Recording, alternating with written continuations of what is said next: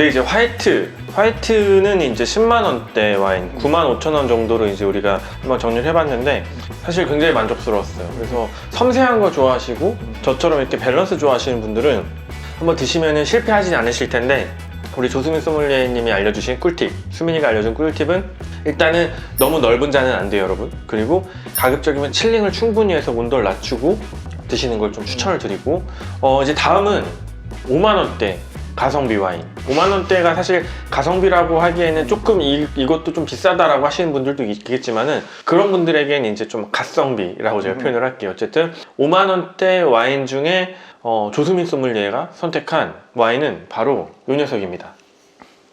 몬테스 알파 스페셜 큐베 피노누아라는 와인이고요. 이 녀석은 2019 빈티지예요. 놀라셨을 거예요. 몬테스 알파?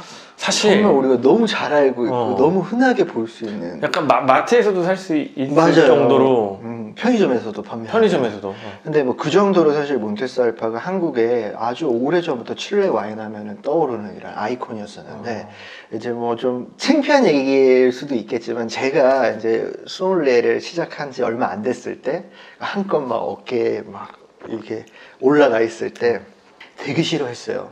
1865나 몬테스나 이런 너무 흔한 와인을 손님들이 주문하시면 정말 다른 너무 좋은 와인들 많은데 왜 굳이 이걸 주문하실까. 그래서 사실 저는 그렇게 좋아하지 않는 와인이었었는데, 한 번은 블라인드 테이스팅을 이제 소믈리에들끼리 하는데 이 몬테스 와인을 블라인드로 낸 거예요. 근데 제가 그거를 칠레 와인 중에 3만 원대 칠레 와인 중에 블라인드 테이스팅 12개 하는 거였었는데, 그때 제가 1등을 준 게 몬테스 와인이더라고요. 근데 블라인드 테이스팅을 하니까는 사실은 레이블에 대한 선입견도 없고 실제 진짜 맛으로만 보니까 그동안 너무 제가 이런 빅 레이블에 대한 어떤 거부감 같은 게 나름 있었던 것 같더라고요.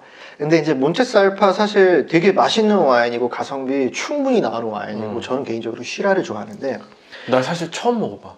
아 그래? 왜냐면 저도 약간 비슷한 것처럼 이거 편의점에서 봤던 건데 하고 패스. 1865 너무 막 깔아놓고 팔던 건데 패스.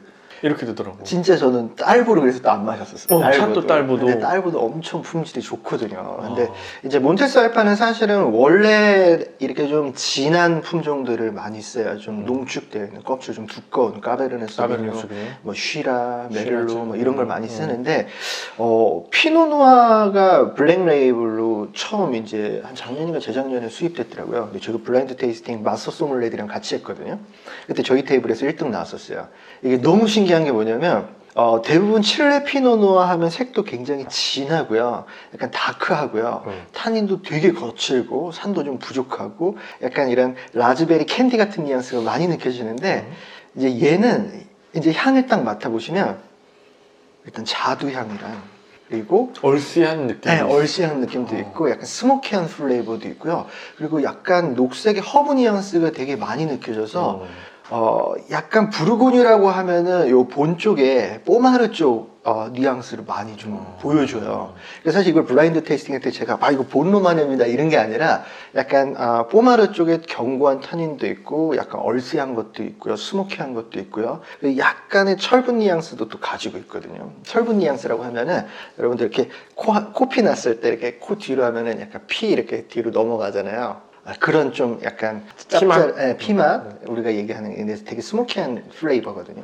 근데 전체적으로 어떤 이 붉은색 과일 향이 진짜 막 인위적으로 느껴지는 게 아니라 되게 프레시하게 열매를 짜서 열매를 그냥 손으로 이렇게 압착해서 주스를 짜낸 정도. 그리고 정말 적절하게 이런 허브 뉘앙스가 들어가 있고요. 그리고 약간 얘기하셨던 얼씨한 뉘앙스도 있어서 향에서는 사실은 온도를 조금 낮춰가지고 얘도 드시면 정말 부르고뉴 와인 같은 느낌도 들고. 그리고 또 하나는 요새 부르고뉴 와인들을 시음을 해보시면 온도를 낮추는 게 포인트구나. 네, 둘 다. 근데 요새 부르고뉴 레드 와인을 드셔보시면 이제 저는 흔히 이렇게 되게 크레용 같다라고 얘기를 하는데, 크레파스 있죠? 색연필. 이런 크레용 냄새들이 요새 부르고뉴 어린 빈티지의 그랑크리나 좋은 생산자들에서 되게 많이 느껴져요. 저는 굉장히 많이 느끼거든요. 그게 좋은 의미야? 나쁜 의미? 어떻게 보면 이게 숙성이 되면 또 사라져요.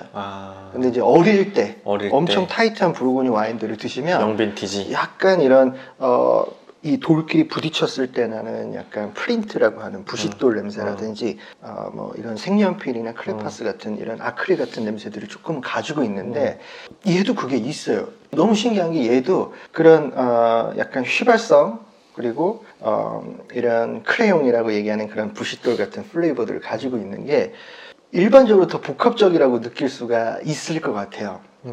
되게 심플한 칠레 피노누아가 아니라. 그리고 한번 드셔보시면 일단 얘도 전체적으로 되게 부드러워. 전체적으로 되게 부드럽고 노즈가 이 몬테살파 맞아? 약간 이런 약간 노즈. 이것도 너무 부르고니스러운. 약간 제 취향을 좀 아는 것 같아요. 수민이가 제 취향을 아는 것 같고. 그리고 얘도 산도가 너무 좋아요. 너무 좋고 입에서 이런 농축된 라즈베리 크랜베리 같은 이런 베리류 플레이버도 되게 많이 느껴지고요. 그리고 타닌이 되게 작아요. 우리가 얘기할 때 사실 타닌이 많다 적다도 얘기를 하는데 타닌 사이즈도 되게 많이 얘기를 하거든요. 근데 뭐 쉬라즈라든지 말백 같은 경우는 타닌 사이즈가 되게 커서 좀 둔턱하게 움직인다 그러면 사실 여기서 느껴지는 타닌은 타닌이 없는 건 아니에요. 약간 진짜 본 쪽의 부르고뉴처럼 타닌을 가지고는 있는데 정말 작아서 그 타닌이 뭔가 둔탁하게 느껴지는 게 아니라 되게 견고하게 좀 짜여진 타닌 같은 느낌. 나는 약간 작은 타닌을 되게 좋아하는 것 같아, 개인적으로. 좋아요. 이게 근데 우리가 무슨 이거 어떻게 막 준비한 게 아니라 그냥 정말 네. 그 어디죠? 저 바틀벙커. 바틀벙커 가가지고 그냥 미션 수행한 거예요. 미션 수행을 했는데 근데 이 정도 가격대에 2개 정도라고 하면은 충분히 진짜 여러분들 좋아할 만한. 되게 많은 분들이 이제 좋아하는 취향에 좀 분류가 있을 거 아니야. 이제 저처럼 하늘하늘하고 섬세하고 노즈랑 뭔가 밸런스 좋아하시는 분들도 있고, 아니면 그냥 진하고 탄닌도 좀 크고 아까 그런 식으로 해가지고 뭐 고기랑 먹을 때 이렇게 확 좀 이렇게 스테이크 같은 거랑 먹을 때 확 좀 진하게 감기는 거 좋아하시는 분들도 있는데, 제가 이렇게 주변을 이렇게 유심히 살펴보면은 결국에는 와인에 대해서 빠지면 빠질수록 점점 더 그 진한 그 굵은 탄닌에서 약간 얕은 맞아요. 탄닌 쪽으로 가게 돼 있어요. 만약에 일로 안 간다라고 하면은 그분은 그냥 와인을 술로 마시는 거야. 그분은 뭐 와인이나 복분자 술이나 뭐 약간 담금술이나 비슷한 느낌으로 취하시는 거고. 시간이 더 오래 걸리는데. 맞아. 근데 와인을 좀 좋아하시는 분들은 되게 유형을 이렇게 제가 주변에 좀 살펴보면은 그래도 결국에는 이쪽으로 좀 가게 돼 있어요. 그러니까 하늘하늘하고 약간 화려한 스타일로 가게 돼 있는데, 오늘 그 조수민 소믈리에가 제 취향에 맞춰서 이제 이 몬테스 알파 피노누아랑 그리고 이제 러시안 벨리 그리고 샤르도네 이 두 병을 5만 원대 그리고 10만 원대 추천을 해주셨는데, 저는 개인적으로 일단은 둘 다 굉장히 부르고뉴스러웠어요. 이 와인은 칠레, 이 와인은 미국이잖아요. 근데도 불구하고 되게 프랑스 부르고뉴 지역의 어떤 특징을 많이 갖고 있다라고 표현할 수 있을 것 같고, 하지만 아무래도 이제 가격을 알고 먹어서 그런지, 물론 그런 것도 있어요. 블라인드 했으면 좀 달랐을 텐데 가격을 알고 먹어서 그런지 기분 탓인지 몰라도 그 내려는, 그 표현하려는 그 느낌이, 예를 들어서 제가 먹었던 그 좋은 와인들, 소위 말하는 500불 이상의 와인들이 볼륨이 10이면 얘는 한 3 정도 뭔가 소리를 지르고 싶은데 뭔가 이렇게 막 큰 느낌? 그 영역별로 성공했다. 4면은 성공했어. 성공했네. 근데 모든 게 다 어떤 우리가 밸런스를 되게 많이 얘기하는데, 이제 뭐 삶도 똑같고 우리가 와인을 마시는 것도 똑같고, 매 순간 엄청 좋고 엄청 섬세한 와인들만 계속 먹을 수가 없는 맞아. 게 엄청 피로해요. 근데 진짜 좋은 와인이면 우리가 더 집중을 하다 보니까 좋은 와인을 여러 개 마시다 보면은 코도 피로하고 혀도 피로하고 그냥 이제 피로해요. 근데 이제 어느 순간에는 몸이 너무 피로할 때는 조금 힘을 더 뺀, 맞죠. 그리고 편하게 마실 수 있는 와인들을 접근하는 것도 그 순간에는 또 그 와인이 되게 이 사람한테 필요한 와인인 거니까. 이게 왜 저 공감을 하냐면, 내가 한 2년 동안 거의 쉬지 않고, 그때 뭐 규피디랑도 이제 많이 먹으러 다녔을 텐데 2년 동안 쉬지 않고 식비에 거의 한 2, 3억 정도 쓴 것 같아. 올리 먹는데 뭐 미슐랭, 프렌치 코스, 뭐 오마카세, 한우 뭐 오마카세, 뭐 스시 오마카세, 뭐 도쿄, 홍콩, 뭐 파리. 못 먹겠어 더 이상. 전 요즘에 약간 어떤 거 좋아하냐면요. 이제 그런 약간 코스 요리보다는 코스 요리는 정말 분기에 한 번, 봄, 여름, 가을, 겨울 한 번 정도 먹고요. 약간 된장찌개 끓여가지고 김 싸서 멸치 마른 반찬 먹거나 아니면 고기가 좀 먹고 싶을 땐 냉동 삼겹살 같은 거 얇게 해가지고 냉삼.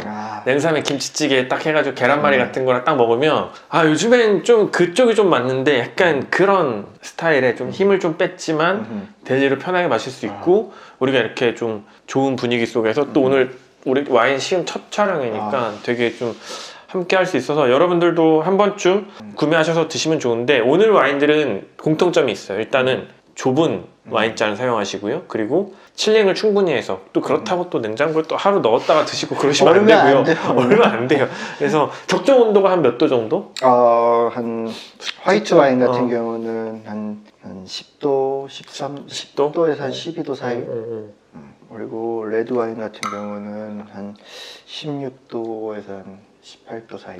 근데 얘네 둘 다 한 10도 정도로 조금 차갑게 해서 먹어도 차갑게 해서 먹으면 사실 이제 저희가 촬영이니까 이게 온도가 계속 올라가서 좀 더 차게 했는데 이제 또 사실 저희가 핸들링 할 때는 인원수도 되게 많이 체크해요. 그래서 한 잔씩 돌아간다 그러면은 사실 딱 좋은 온도에서 주는 게 맞고 너무 차갑게 하면 안 되고 둘이서 마신다고 하면 이제 천천히 마시면 좀 더 차갑게 해서 밭을 빼놓고 마시면서 온도가 올라가면서 또 서서히 또 와인이 열리는 걸 즐기는 것도 되게 좋으니까. 네. 그래서 오늘 5만원대, 10만원대 와인들 이제 쭉 이제 조수미 소믈리에가 픽해서 봤고요. 이건 절대 뭐 사전에 PPL이나 뭐 이런 거 협의된 게 아니라 그냥 현장에서 직접 미션으로 고른 건데 아무래도 이제 우리가 하다 보면은 나중에 이제 주님이 들어오실 거예요. 그래서 이제 이 와인을 한번 소개해 달라라고 하면은 그때는 조금 힘들 수도 있겠다. 뭐 어쩔 수 없어요. 뭐 냉정하게 맛이 없으면 없으면 냉정하게 뭐 죄송합니다 하고 까겠습니다.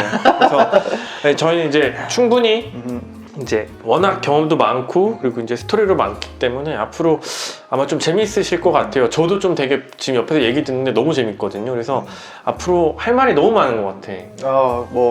그래도 많이 이렇게 다 기록해놓고 공부를 많이 해놔서 충분히 이거 사실은 뭐 저 혼자만 좋자고 배운 것도 아니니까 맞아요. 같이 이렇게 여러분들이랑 쉐어하는 거 뭐 저는 충분히 뭐 좋습니다. 만족스럽습니다. 네, 지금까지 이제 오프라이드 첫 시음, 와인 첫 시음 우리 조수민 소믈리에와 함께했습니다. 감사합니다. 감사합니다.